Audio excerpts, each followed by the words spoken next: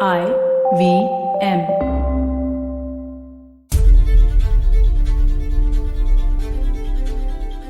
So, Vedanta London versus the Dongria Kondhs Orissa, a billion-dollar mining corporation versus 8,000 people who grow fruits and bathe in rivers. That's the Niyamgiri conflict.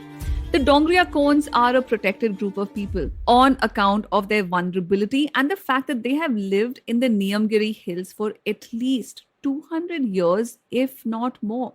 But the laws meant to protect them and their exquisite natural habitat, that is, the Forest Act 1980, the Panchayat Extension of the Scheduled Areas Act 1996, that's PESA, the Forest Dwellers Act 2006, poof, suddenly amounted to nothing. Because PESA cannot stand in the way of PESA, or can it? Hello, my name is Priya Mirza, and you are with me on The Longest Constitution, a podcast on the Constitution of India and constitutional politics. We are looking at historical and ongoing struggles, a few visible and a few invisible, over citizens' right to free speech, but also the state's dubious role in collaborating and aiding private exploitative forces. And these are parallel and simultaneous journeys. And our first story today is about the man after whom the college where I teach is named, Zakir Hussain. So, just as an aside, the college was originally named Delhi College in 1824 and was renamed Zakir Hussain much later in 1975. But we aren't concerned with that. We are concerned with the 1967 presidential elections in which Zakir Hussain won the indirectly contested elections to the post of the president of this country and was declared to be the president of India. But Babu Rao Patel इससे नाखुश थे. An ordinary citizen, Patel filed a challenge to these presidential elections. But what is the president of India? So, Article 52 of the Constitution states flatly there shall be a president of India. And there are other rules about the president's eligibility.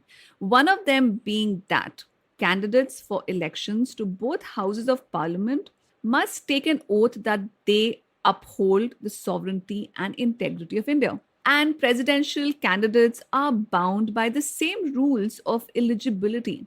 Therefore, Zakir Hussain too should have taken this oath, so argued Patel. But Hussain had not. So Patel's point was that Zakir Hussain had not, in fact, taken this specific oath prior to the elections, and on that slender ground, sought to have his election invalidated. So we'll come back to this a little later. Our second story today is about the freedom of expression and the right of the press and is set in 1950. In the last episode, we looked at a left-leaning ideologue, Ramesh Thapar's magazine, Crossroads, being banned. And this time, it's the turn of the right-wingers. सबकी बारी आती है इस देश में, उसका अंजाम तो हम देख ही रहे हैं ना. Khair, we are a democratic nation, clearly, though with many undemocratic ideas floating around. But never mind. So the right-wingers, specifically the RSS, the organization which was banned for being associated with Gandhi's assassination. Now, they had a print magazine called The Organizer, which was, unsurprisingly, critical of the government and specifically Nehru and his policies about Muslim evacuee property, about the refugees streaming in across the border, about the volatile situation in East Pakistan. And some of these included cartoons of Nehru and Liaquat Ali Khan, the Pakistani Prime Minister. And there was a piece titled Villains versus Fools, which argued that the villainy of Pakistan is matched only by our own idiocy. Oof. And if this was not enough, there were articles about demanding the undoing of partition and that India and Pakistan should be reunited, all for Akhand Bharat. So nobody likes criticism, and the government was facing plenty of flack anyway, compounded with an influx of refugees and general chaos. But there was Article 19 of our constitution, which allowed precisely this. So, on account of the inflammatory and war propagandist arguments made in the organizer, the Chief Commissioner of Delhi issued a pre censorship order under the East Punjab Public Safety Act, which meant that the magazine had to wait for government approval to publish. And like Romesh Thapar, the petitioners in the organizer case, Brij Bhushan promptly filed a petition challenging the grounds on which these rules were imposed. And with that, we get back to Vedanta in Niyamgiri and the Dongria Kondhs, on behalf of whom PILs were filed in both the Cuttack High Court and the Supreme Court, challenging the mining operations for violations of Schedule 5 of the Constitution, which proscribes the alienation of tribal land to non-tribal hands. And one of these petitions was by Prashant Bhushan. But who cares when the government has signed an agreement with Sterlite Industries, an Indian subsidiary of Vedanta? The Ministry of Environment and Forest approved the construction of the refinery, which was completed in 2006. And a year later, the company asked for a six-fold expansion. And even while the request was pending, Vedanta went ahead with a tenfold expansion. Meanwhile, the green, pristine forests and lands began to collect a fine layer of red dust. So, red mud powder is a highly alkaline byproduct of the process of extraction of aluminum oxide from bauxite. And as the Lanjigarh refinery began to spew out toxins, including sulfur dioxide, nitrogen oxides, PM10 and PM2.5, along with carbon dioxide into the air. Oh, I live in Delhi and that sounds very familiar. And complaints of skin problems and difficulties in breathing began to pour in. Amnesty International was the first to document the health risks which began with the air, water, and soil pollution caused by the refinery. But what does one do when one of the judges of the Supreme Court who allowed the mining company to go ahead, Justice Kabadia, allegedly owned shares of the same company?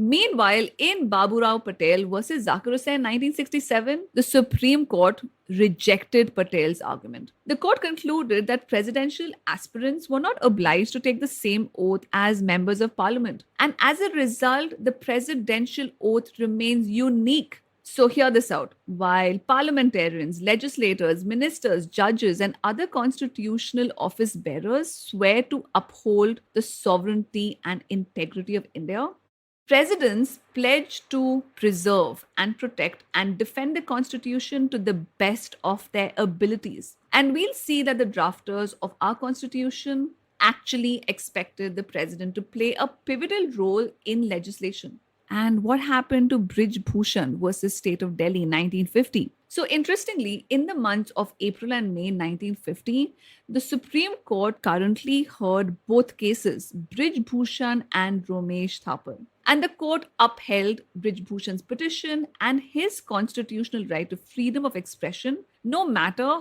how unpalatable the government found it. It also went one step ahead and said that the restriction under the East Punjab Public Safety Act was repugnant to the Constitution. So today's takeaway is that the first, far from being purely ceremonial, our president is meant to play an important role in parliament, and upholding the Constitution is his or her responsibility. Something we will see has been abdicated over the years. Very sad. The second, that the first year of independent India, the Nehruvian government was really struggling to cope with the rights granted by the Constitution. And in this fluid and fragile period of India's infancy, the judiciary bravely put citizens' right to freedom of expression before the state. Yeah. So that heavenly period, by the way, didn't last very long. And finally, laws are meaningless in the absence of the institutional determination to uphold them. The Niyamgiri saga will be wrapped up in the next episode, so stick around. I hope you like the show. If you have questions or comments, please send them in. On Twitter, where I tweet at FundamentallyP, or on Instagram, on The Longest Constitution. Until next time, this is me, Priya Mirza, signing out.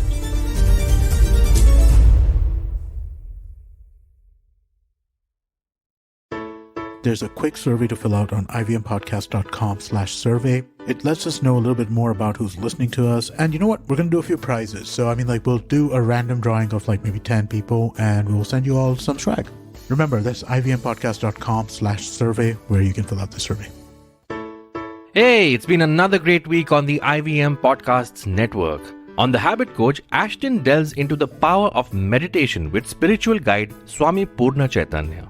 On Misconduct, Raghavi and Nisha tell us the story of Neha Verma, who killed 3 women in cold blood. On Cyrus Says Cock and Bull, Cyrus, Puneet, Utsav and Antariksh talk about the Tamil Nadu woman who disguised herself as a man for 36 years to avoid sexual harassment. On The Longest Constitution, Priya takes a look at the contest between private, commercial and constitutional interests. And on Big Talk about tiny humans, Devi Shobha and Meghna tell us how we can raise awareness about child sexual abuse. We've got some exciting news for you. IVM Podcasts has just launched its merch and our first line is out now. Head to the IVM Podcasts website and click on the shop tab to check out our first collection of t-shirts. Do follow us on social media. We are IVM Podcasts on Twitter, Facebook, Instagram and LinkedIn. And remember, if you're enjoying this show or any of our other shows for that matter, please do tell a friend. Don't forget to rate us on any platforms you're listening on. You can also check us out on YouTube. We are also doing a small listener survey to better understand how you respond to our shows and advertising on the network. We would really appreciate if you could spare a few minutes to fill it. It helps us build better shows for you. And finally, we would like to thank our sponsors this week: SBI Life Insurance, Jupiter, a digital banking app, and Capgemini. Get the future you want.